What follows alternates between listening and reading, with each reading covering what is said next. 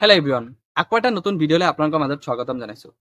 যদি তোমালোকৰ নামটো যোনটো প্ৰজ্ঞান ভাৰতী স্কুটি যোনটো মেৰিট লিষ্ট হয়, এই মেৰিট লিষ্টৰ নাম আছে, কিন্তু তোমালোকে কোনো ধৰণৰ কলেজত এডমিশ্যন কৰা নাই বা তোমালোকে হায়াৰ ষ্টাডিৰ কাৰণে ফৰ এক্সাম্পল নিটৰ কাৰণে বা JEEৰ কাৰণে তোমালোকে অনলাইন কোচিং কৰি আছা।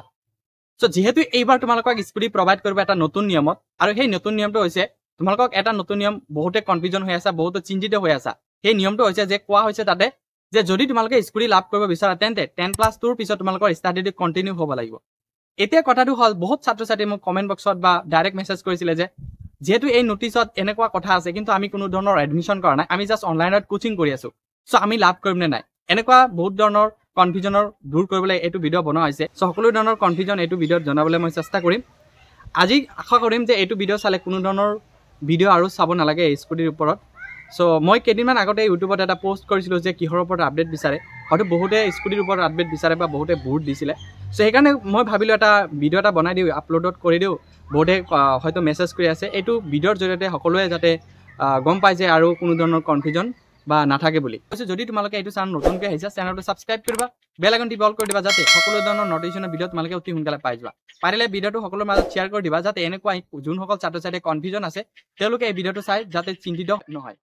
চ' কথাটো হ'ল যে এই যোনটো নোটিছ আছে, নোটিছত জাষ্ট কোৱা হৈছে যে তোমালোকৰ 10+2ৰ পিছত জাষ্ট ষ্টাডিটো কণ্টিনিউ হ'ব লাগিব।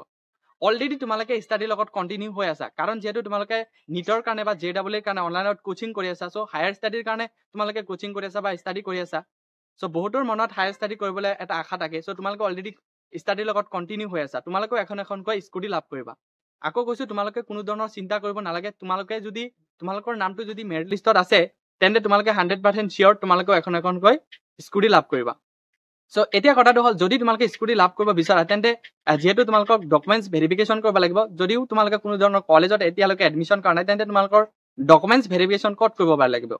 চ' এতিয়া যোনটো নটিছত আছে যে তোমালোকৰ যোনটো আগত যিহেতু নৱেম্বৰৰ 30 তাৰিখৰ ভিতৰত তোমালোকক স্কুটিটো ডিষ্ট্ৰিবিউট কৰিব, ডক্টৰ হিমন্ত বিশ্ব শৰ্মা ডাঙৰীয়া কৈছে। যদি তোমালোকে সেই ভিডিঅ'টো চোৱা নাই, ডেছক্ৰিপশ্যনত আছে, তোমালোকে চাই ল'ব পাৰিবা। চ' ডকুমেণ্টছ ভেৰিফিকেশ্যনৰ কাৰণে তোমালোকক কি কৰা হ'ব, কচাইনি যোনটো প্ৰিন্সিপাল হয়, আগৰ যোনটো কলেজত তোমালোকৰ পৰা পাছ কৰি আছা, HS2 পাছ কৰিছা, সেইটো কলেজত আকৌ এটা মেৰিট লিষ্ট তোমালোকক কি কৰা হ'ব, সেই প্ৰিন্সিপালৰ ওচৰত তোমালোকক ডিষ্ট্ৰিবিউট কৰিব। তাতে যাই কিনে তোমালোকে কি কৰিব লাগিব, ডকুমেণ্টছ পাতি ভেৰিফিকেশ্যন কৰিব লাগিব।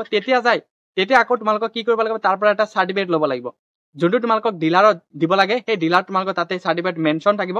সেই মেনশ্যন থকা ডিলাৰত যাই কিনে তোমালোকক ক'ব লাগিব মই নিটৰ কাৰণে কোচিং কৰি আছো বা JEEৰ কাৰণে কোচিং কৰি আছো বা হায়াৰ ষ্টাডিৰ কাৰণে কোচিং কৰি আছো। তাতে যাই কিনে তোমালোকে কৰিব লাগিব এনেকুৱাকৈ যে মই হায়াৰ ষ্টাডিৰ কাৰণে এইটো অনলাইনত কোচিং কৰি আছো, বা তোমালোকে স্ক্ৰীনশ্বট বা যিকোনো যদি তোমালোকে আন একাডেমিত এডমিশ্যন কৰিছা সেইটো তোমালোকে ফৰ্ম এটা দি দিবা। চ' এনেকৈ তোমালোকে ভেৰিফিকেশ্যন কৰিবা। চ' কোনো ধৰণৰ একো কনফিউজন নাই যে আমাৰ মেৰিট লিষ্টৰ নাম আছে বা আমি এডমিশ্যন কৰা নাই বা কোচিং কৰি আছো, আমি লাভ নকৰিম। এনেকুৱা হ'লে বহুত প্ৰব্লেম হৈ যাব বা এইটো প্ৰচেছ কেতিয়াও নহয়। যোৱা বছৰৰ কোনো ধৰণৰ এনেকুৱা প্ৰব্লেম নাছিলে।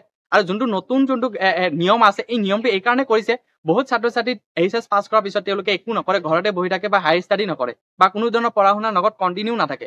চ' তেওঁলোকৰ কাৰণে যাতে এই স্কুটিৰ লোভত যাতে তেওঁলোকে পঢ়াটো কণ্টিনিউ কৰিব পাৰে বা হায়াৰ এডুকেশ্যন কৰিব পাৰে, হায়াৰ এডুকেশ্যনৰ কাৰণে তেওঁলোকে পঢ়িব পাৰে।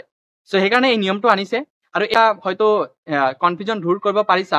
চ' আশা কৰোঁ সকলোৰে মনত যোনটো কনফিউজন আছিলে, যোনটো ডাউট আছিলে, ক্লিয়াৰ হৈছে। যদি তোমালোকে এই ভিডিঅ'টো ভাল পাইছে তেন্তে চেনেলটো ছাবস্ক্ৰাইব কৰিবা, বেল আইকনটো অল কৰি দিবা যাতে সকলো ধৰণৰ নটিফিকেশ্যন ভিডিঅ' তোমালোকে অতি সোনকালে পাই যোৱা। ইয়াৰ উপৰিও যদি কিবা সুধিব লাগে পাৰ্চনেলি তেন্তে যোনটো ডেছক্ৰিপশ্যনত এটা হোৱাটছএপ লিংক আছে বা তোমালোকৰ ইনষ্টাগ্ৰাম বা টেলিগ্ৰামৰ এটা লিংক আছে, সেই লিংকত ক্লিক লগত ডাইৰেক্টলি তোমালোকে কথা পাতিব পাৰিবা।